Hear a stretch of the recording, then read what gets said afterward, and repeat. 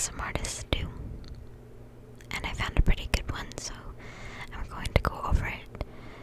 It's not as long as the last one I did, so this will probably be a shorter video, but I hope you still enjoy.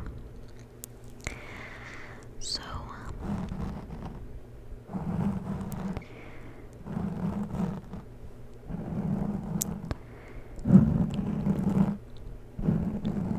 I'm gonna start reading. Okay.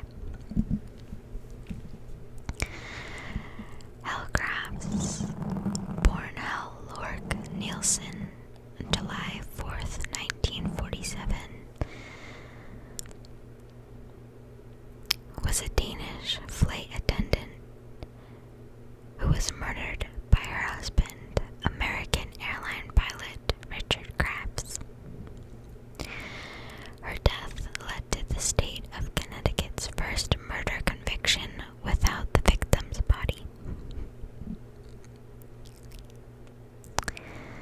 So, Helle Nielsen married Richard Crafts in 1979 and settled with him in Newtown, Connecticut, United States. Helle continued working as a flight attendant while raising their 3 children. By 1985, she had learned that Crafts had engaged in several affairs. In September 1986, Helle met with a divorce attorney and hired a private investigator, Keith Mayo, who snapped photos of Crafts kissing another flight attendant outside her New Jersey home.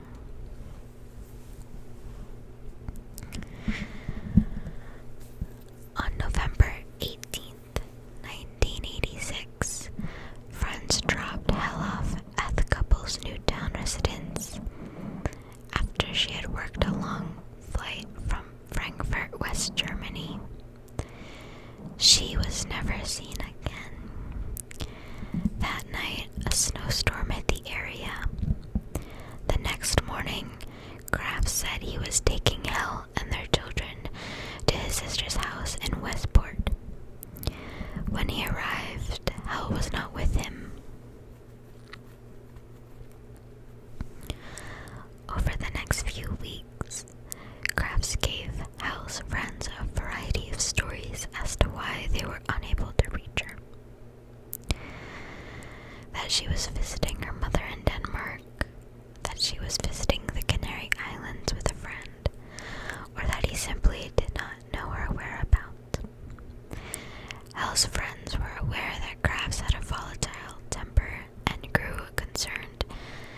Helle had told some of them, so this is a quote, "If something happens to me, don't think it was an accident." She was not reported missing until December 1st.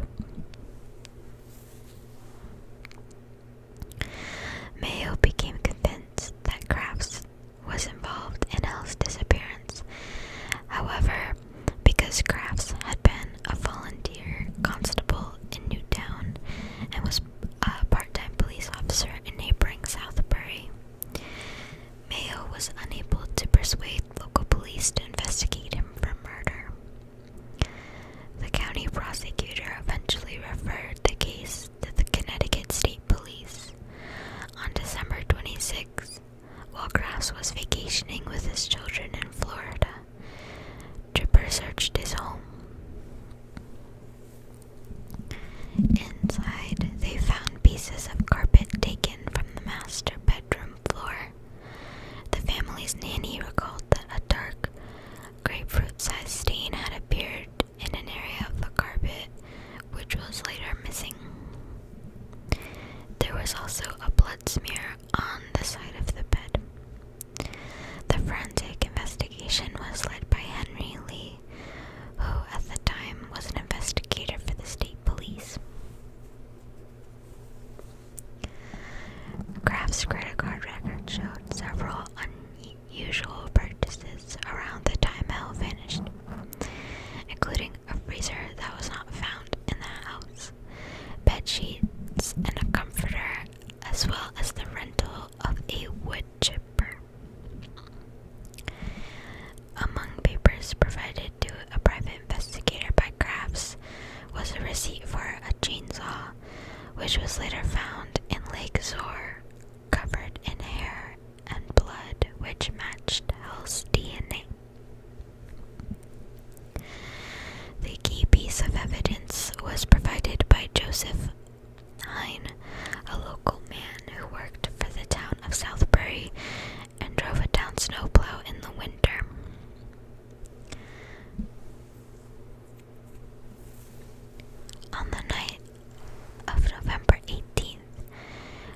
after Helle had been last seen, Hein was plowing the roads during the snowstorm when he noticed a rental truck with a wood chipper attached parked close to the shore of Lake Zor.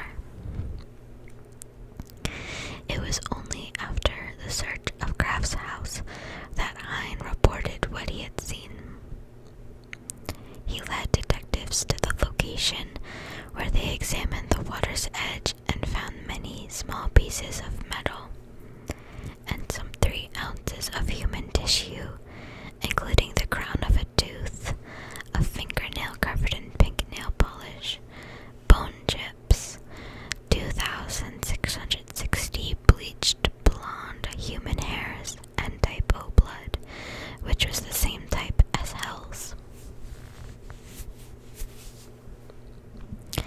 This led the police to conclude that the remains had likely been fed through the wood chipper Krafts had been seen towing. Investigators concluded that Krafts struck Helle in the head with something blunt at least twice, staining the carpet with blood, then kept her body in the freezer for hours until she was frozen solid. He then cut her apart with a chainsaw and then put the pieces through the wood chipper, probably projecting her fragmented remains into the truck and then shoveling them out onto the shore.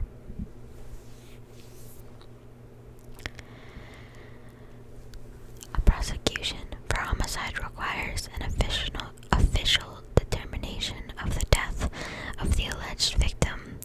Typically, this is done by identification of a body, which was not available in this case. With the help of a forensic dentist, the tooth crown found on the water's edge was positively matched to Helle's dental records.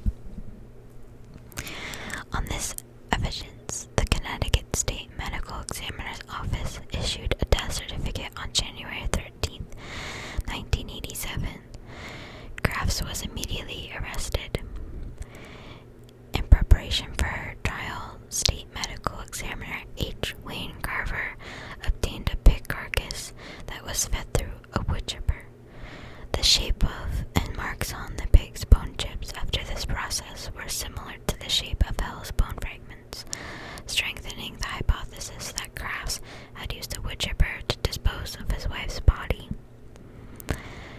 Krafts' trial began in May 1988 in New London, where it was moved due to extensive local publicity, and ended in July with a hung jury when a single juror refused to vote for guilt, walked out of the deliberations, and refused to return. A second trial in Norwalk ended in a guilty verdict on November 21, 1989. Krafts was sentenced to serve 50 years in prison.